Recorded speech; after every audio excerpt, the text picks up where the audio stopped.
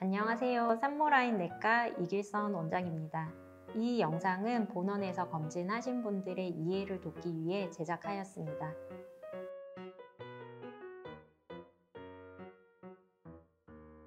유방검사 결과 보시겠습니다. 유방 촬영만 하신 분도 있고 아마 초음파 같이 하신 분들이 있으실 텐데요. 혹시 촬영만 하신 분들 중에서 침유 유방이라고 나오신 분들은 검진하실 때 유방 초음파 검사를 같이 하시면 도움이 될 것 같고요. 혹시나 초음파 검사만 하신 분들이 있으시다면 유방 촬영 검사를 같이 하시는 게 도움이 됩니다. 두 가지 검사는 어느 한 가지가 우월한 검사가 아니고 상호 보완적인 검사입니다. 유방 촬영에서는 저희가 미세 석회화를 주로 보게 되고요.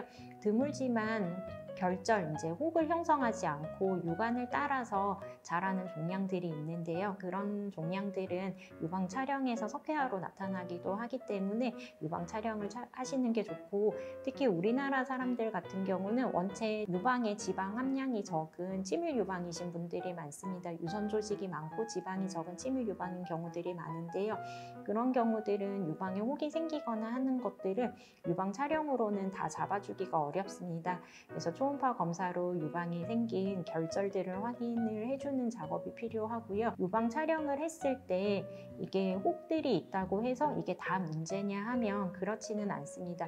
유방에 생기는 혹들을 저희가 여러 가지 방법으로 분류를 하는데요.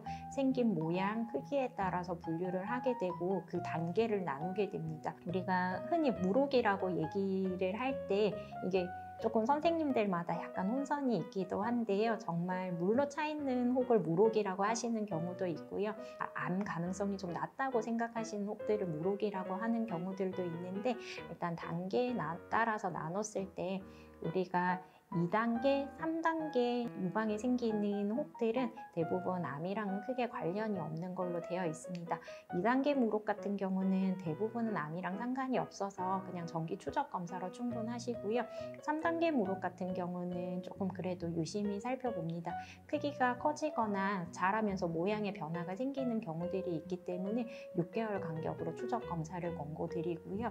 4단계 물혹 같은 경우는 크기가 작더라도 조직 검사를 좀 해보게 되는데요.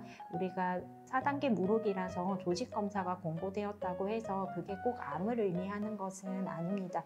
일반적으로 암일 가능성이 5에서 10% 정도 이상 된다고 판단이 되면 조직 검사를 통해서 확인하게 되는데요.